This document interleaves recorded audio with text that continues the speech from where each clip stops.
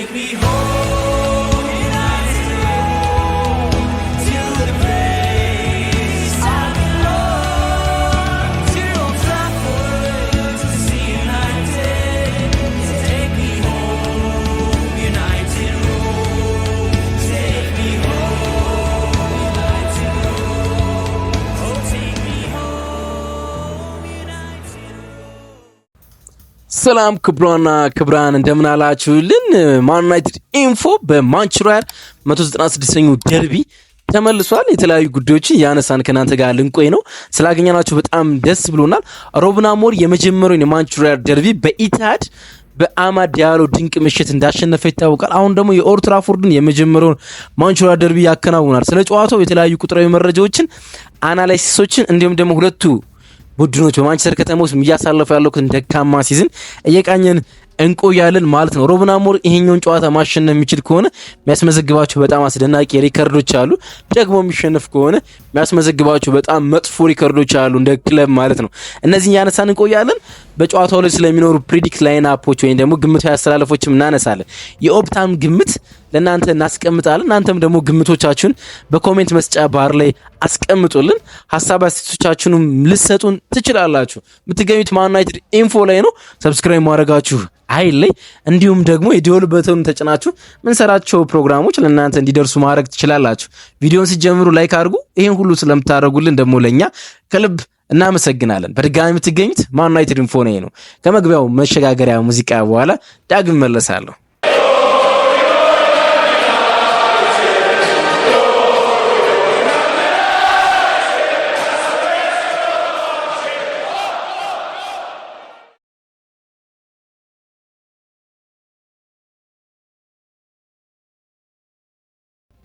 ይህ ውድድር ዓመት ለሁለቱ የማንቸስተር ከተማ ክለቦች ዩናይትድ እና ሲቲ በጣም መጥፎ የውድድር ዓመት ነው ማለት እንችላለን። በታሪክ አጋጣሚ ውስጥ አንዱ የዚህ ከተማ ክለብ ለዋንጫ ፉክክር ውስጥ እስከ መጨረሻው ይዘልቅ ነበር። ለወትሮ ማንቸስተር ዩናይትድ ላለፉት በጣም ብዙ ዓመታት በዋንጫ ፉክክር ውስጥ ይዘልቅ ነበር። በቅርብ ደግሞ ዓመታት ውስጥ ሲቲን በዚህ የዋንጫ ፉክክር ውስጥ በየዓመቱ እንመለከተው ነበረ። ይሄኛው 2024-25 የውድድር ዘመን ግን ለሁለቱ የማንቸስተር ከተማ ክለቦች መጥፎ ይመስላል። ሁለቱም ከዋንጫው ፉክክር ውስጥ ርቀው ስለሚገኙ ማለት ነው። የመጀመሪያ ግንኙነታቸው በጣም ብዙ ድራማዎች የነበሩት ነው። በተለይ ደግሞ ለዩናይትድ በጣም አስደናቂ ምሽት ነበር በኢቲሃድ የተከናወነው የመጀመሪያ ጨዋታ ማለት ነው። አማድ ዲያሎ በብዙ ምክንያት ድንቅ የነበረበት ምሽት ነው ማለት እንችላለን። ጆስኮ ግቫርዲዮል በግንባር ኳስ ጎል አስቆጥሮ በመጀመሪያው አጋማሽ ሲቲ ጨዋታውን በኢቲሃድ ይመራ ነበረ። ሲቲ ጨዋታውን ያሸነፈበት በሚመስልበት አጋጣሚ ላይ 88ኛው ደቂቃ ላይ ማቲያስ ኑኔስ የራሱን ኳስ አጥፍቶ ወይም ደግሞ አማድ ዲያሎ ነጥቆት ከዛ በኋላ ማቲያስ ኑኔስ አማድ ዲያሎ ጥፋት ሰርቶ የተገኘውን ፍጹም ቅጣት ምት ብሩኖ ፈርናንዴዝ በግሩም ሁኔታ አስቆጠረ። ከዛ 90+ ላይ ወይም ደግሞ የተጨማሪ ሰዓት ላይ ሊሳንድሮ ማርቲኔዝ በጣም ሲበዛ አስደናቂና ከዚህ ውድድር ዓመት ከፕሪሚየር ሊጉ በጣም ግሩም 3 ፓሶች ጥቀሱ ይባል አንዱ የሆነውን ከሜዳው አጋማሽ ላይ ቆሞ በሲቲ ተከላካዮች አናት ላይ ወይ ደግሞ ከሲቲ ተከላካዮች ጀርባ ላይ ጣለውን ኳስ አማድ ዲያሎ ላይ ደረሰ። አማድ ዲያሎ በቀጥታ ያገኘውን ኤደርሰን ላይ ጎሉን ማስቆጠር ቻለ፣ በኤደርሰን አናት ላይ ማለት ነውና በጣም አስደናቂ ምሽት ነበር ለማንቸስተር ዩናይትድ በኢቲሃድ።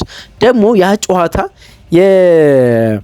ሩበን አሞሪም የመጀመሪያው ማንቸስተር ደርቢ ነበር። 195ኛው ማንቸስተር ደርቢ ነበር ያኔና ከ40 ቀናት ከወር ወይም ከ40 ቀናት በፊት በሻምፒዮንስ ሊግ የስፖርቲንግ ሊዝበን አሰልጣኝ ሆኖ ማንቸስተር ዩናይትድን በሊዝበን ማንቸስተር ሲቲን በሊዝበን 4-1 ማሸነፍ ችሎ ነበረ። ሩበን አሞሪም በድጋሚ ወደ እንግሊዝ መጡም ያን ነገር ማድረግ ቻለ። በሚገርማችሁ ሁኔታ አሁን በኦልድ ትራፎርድ ይሄኛውን ጨዋታ ዛሬ ምሽት ማሸነፍ የሚችል ከሆነ በተከታታይ ጊዜ ወይም በተከታታይ 3 ጊዜ ፔፕ ጋርዲዮላን ማሸነፍ የቻለ ሶስተኛው አሰልጣኝ መሆን ይችላል። ከዚህ ቀደም 2 አሰልጣኞች ነው ይሄን ማድረግ የቻሉት። 2020-21 ሲዝን ላይ ቶማስ ቱል የቼልሲ አሰልጣኝ ሆኖ ይሄን ማድረግ ችሎ ነበረ። የርገን ክሎፕ የሊቨርፑል አሰልጣኝ ሆኖ ደግሞ በሁለት አጋጣሚዎች ፔፕ ጋርዲዮላን በሁለት የተለያየ አጋጣሚዎች 3 ተከታታይ ጨዋታዎችን ማሸነፍ ችለው ነበረ ማለት። ከነዚህ አሰልጣኞች ውጭ ይሄን ነገር ማድረግ የቻላል ነበረ። ማንቸስተር ዩናይትድ ወደዚህኛው የማንቸስተር ደርቢ ጨዋታ የሚመጣ በፎረስት የ1-0 ሽንፈት አጋጥሞት ነው። ከ16-17 ቀናት በኋላ ከኢንተርናሽናል ብሬክ ሲመለስ ዩናይትድ በሳምንቱ አጋማሽ በፎረስት ሽንፈት አጋጥሞታል በሲቲ ግራውንድ። አሁን ይሄኛው የሲቲ ግራውንድ የፎረስት ሽንፈት 13ኛ የሊጉ ሽንፈታችን ነበር። እንግዲህ አንድ ሽንፈት ከዚህ በኋላ የምናስመዘግብ ከሆነ በታሪክ ውስጥ በአንድ ሲዝን ውስጥ ከተሸነፍናቸው ብዙ ጨዋታዎች ውስጥ መስተካከል ይችላል ማለት ነው። ያን ያህል መጥፎ የውድድር ዓመት ነው ይሄኛው የውድድር ዓመት እንደሚታወቀው ማለት ነው። በዚህ የውድድር ዓመት በጣም መጥፎ ካረጉብን ነገሮች አንዱ የሚቆጠሩብን ኦፕኒንግ ጎሎች ነው፣ ወይም ደግሞ የመጀመሪያ ጎሎች። ጨዋታው እንደተጀመረ በሁለቱ ቡድኖች ውስጥ የመጀመሪያው ጎል የሚቆጠርበት ማንቸስተር ዩናይትድ ነው። በ23 አጋጣሚዎች ይህ ተፈጥሯል፣ ወይም ደግሞ 23 ጊዜ የመጀመሪያ ጎሎች ተቆጥረውበታል። በሊጉ ውስጥ ከዚህ ከፍ ያለ ወይም ደግሞ ኦፕኒንግ ጎል የመጀመሪያ ጎል የተቆጠረበት ቡድን የሩድ ቫን ኒስተልሮዩ ሌስተር ሲቲ ነው። በ26 አጋጣሚዎች የተፈጥሮበታል ማለት ነው። ከዛ ቀጥሎ የሊጉ 19ኛው ቡድን ነው ማለት እንችላለን ማለት ነው። 37 ጎሎች ደግሞ ከ405 ሹቶች ነው ማስቆጠር የቻሉ።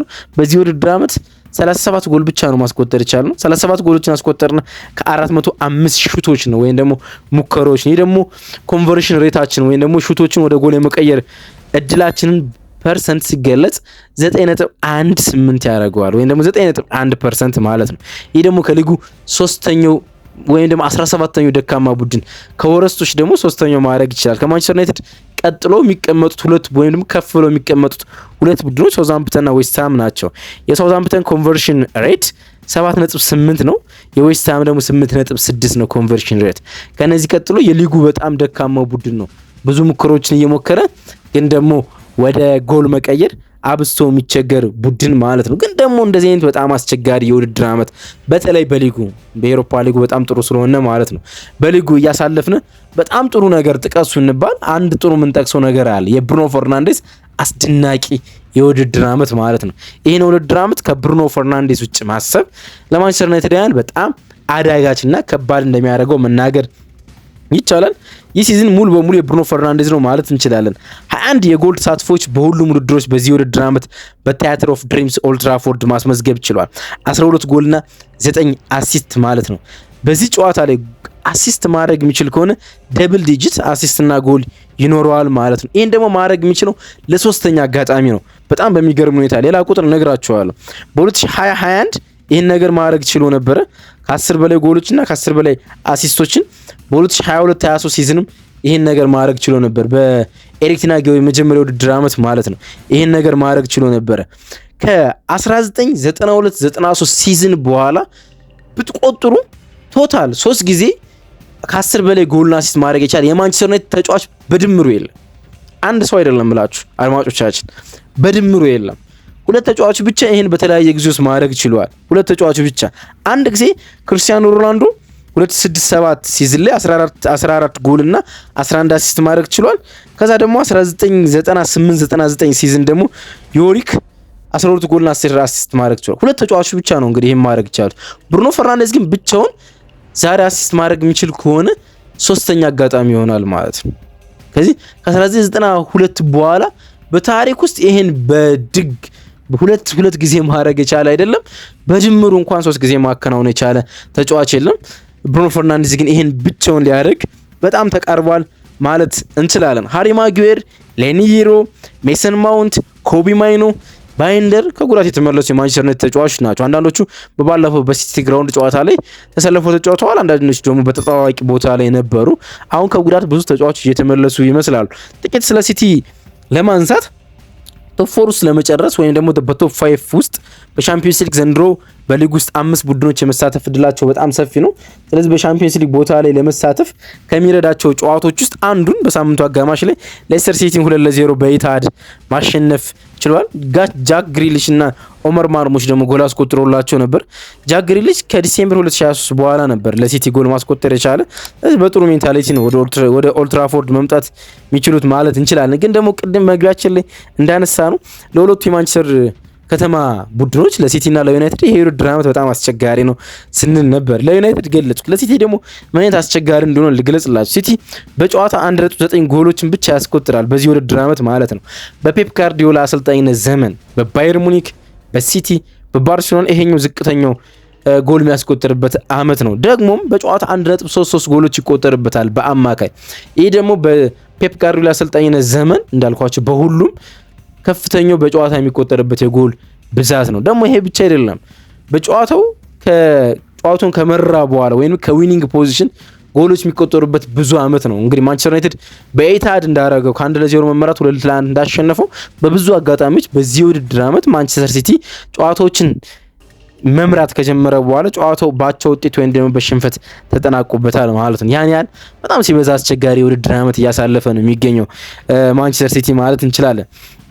ሲቲ በጣም ጥሩ ቁጥር ግን አለው። እንግዲህ እርስ በርስ የሁለቱም ቡድኖች ግንኙነት ለማንሳት ያህል ፕሪማች ሪቪው አይደለም እንሰራ ሲቲ በታሪክ በሜዳችን ብዙ ያሸነፈን ቡድን ይሆናል ወይ ደግሞ ነው ከዚህ ቀደም ማለት ነው።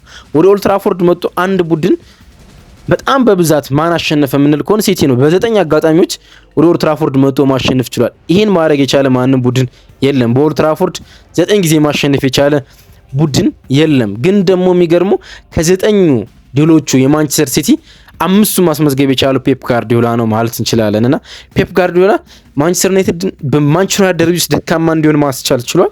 እንዲሁም ደግሞ ሲቲን ደግሞ ጠንካራ እንዲሆን ማስቻል ችሏል ማለት ነው። በሁለቱ ክለቦች ወይም ደግሞ በማንቸስተር ደርቢ ውስጥ ትልቁን ለውጥ ፈጥረው የነበሩት ሰር አሌክስ ፈርጉሰን ናቸው።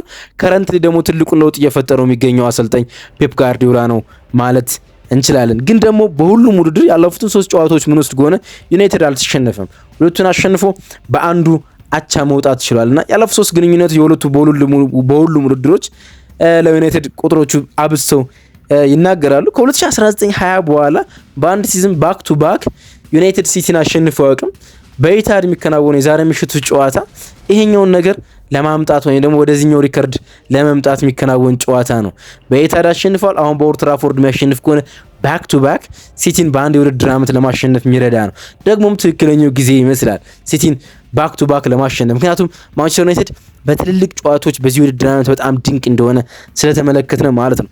ሌላ በጣም አስደናቂ ቁጥር ልንገራችሁና አናላይሲሳችን እንጨርስ። በጣም ከገረሙኝ ቁጥሮች አንዱ ያለፉትን የመጨረሻ 18 የሁለቱም ቡድኖች ግንኙነቶች ብትወስዱ አዌ ቡድን 10 ጊዜ ማሸነፍ ይችላል። ያ ማለት ኢታር ላይ ማንቸስተር ዩናይትድ የማሸነፍ እድሉ ሰፊ ነው። ኦልድ ትራፎርድ ላይ ደግሞ ማንቸስተር ሲቲ የማሸነፍ እድሉ በጣም ሰፊ ነው። አዌ ቡድኖች የማሸነፍ እድላቸው በጣም ሰፊ ነው በሁለቱ ቡድኖች ግንኙነት ማለት ነው። እንዳልኳችሁ በ18 የመጨረሻ ግንኙነቶች በ10 አዌ ቡድን ነው ማሸነፍ የቻለው። በድጋሚ ነግራቸዋል። በኤታድ ዩናይትድ የማሸነፍ እድል አለው። በኦልድ ትራፎርድ ሲቲ የማሸነፍ እድል አለው ማለት ነው። ማኑኤል አካንጂ፣ ናታን አኬ፣ ጆን ስቶንስ ከተከላካይ መስመር ከሲቲ ውስጥ ማንቸስተር ዩናይትድ የማይገጥሙ ናቸው። ሮድሪን እንዳለ ሆኖ ማለት ነው። ይሄኛው ጨዋታ ጥቂት ለየት የሚያደርገው ነገር ኬቨን ዲብሬን ከማንቸስተር ሲቲ ጋር በዚህ ውድድር ዓመት መጨረሻ ላይ እንደሚለይ ከገለጸ በኋላ የሚደረግ የመጀመሪያው ጨዋታ ነው።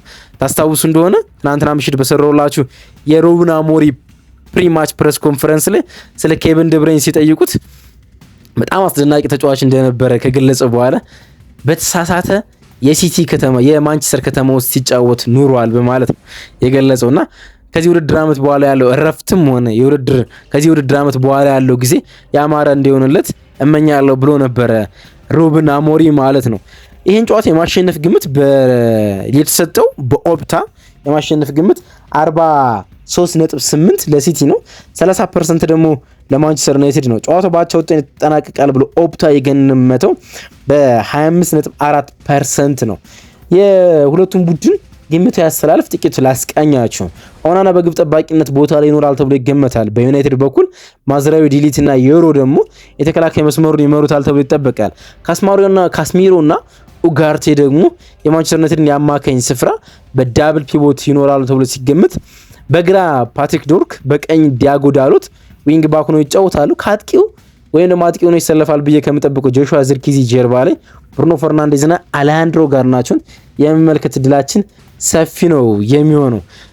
በእነሱ በኩል ወይም ደግሞ በማንቸስተር ዩናይትድ በኩል በማንቸስተር ሲቲ በኩል ሊኖር የሚችለው አስተላለፍ ኤደርሰን በግብ ጠባቂነት ይኖራል። ጆስኮ ግቫርዲዮል እና ሮበን ዴቪስ ደግሞ በመሃል ተከላካይነት ቦታ ይኖራሉ።